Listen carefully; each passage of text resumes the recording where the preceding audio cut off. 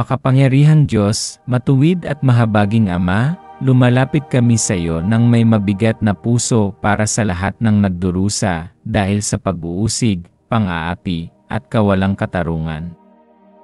Nakikita mo ang mga luha ng mga naaapi, naririnig mo ang daing ng mga nakalimutan, at batid mo ang sakit ng mga itinakwil.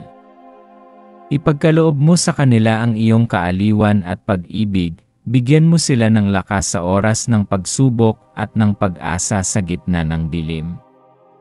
Maging kanlungan kanila sa unos, ilaw sa gabi, at sandigan sa panahon ng panghihina. Diyos ng katarungan, bumangon ka at ipagtanggol ang mga walang kasalanan.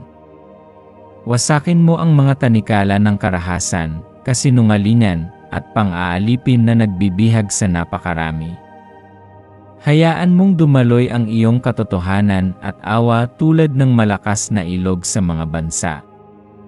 Palakasin mo ang mga tumatayo para sa katotohanan, kalayaan, at kapayapaan, kahit nakapalit nito ay pagdurusa.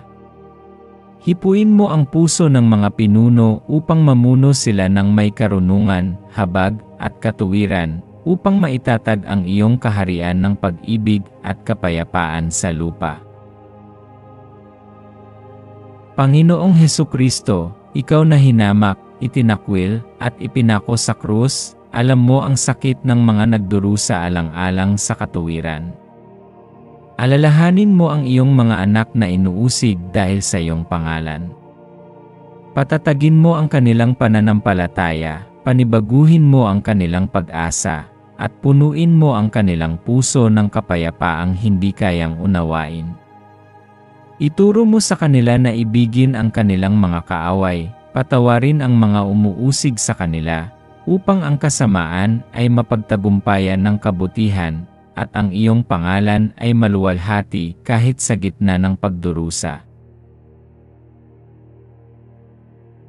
Walang hanggang Ama, ipinagkakatiwala namin sa iyong mga kamay ang lahat ng inuusig at mga biktima ng kawalang katarungan. Gawin mong kanlungan ang iyong simbahan para sa mga nagdurusa, tinig para sa mga walang boses, at ilaw ng pag-asa sa mundong puno ng kadiliman. Dumating nawa ang iyong kaharian, at mangyari ang iyong kalooban dito sa lupa gaya ng sa langit.